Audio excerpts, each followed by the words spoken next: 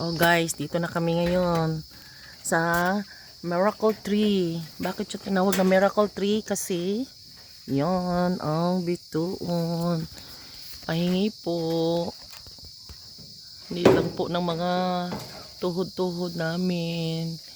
Mga mayuma o mga guiter. O diba? Yan. Hingi naman. Yan na po siya.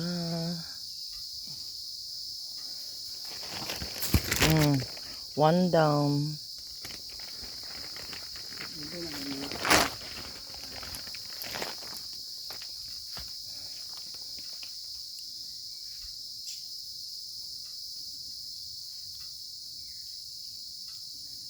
Nagdala po kami ng karit. Karit.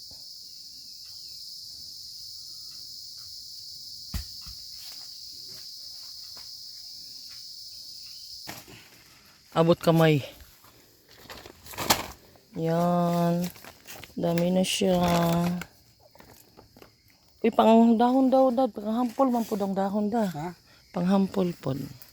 Nakakuha lang ta. Yan. Uwi na kami guys. Salamat Miracle Tree.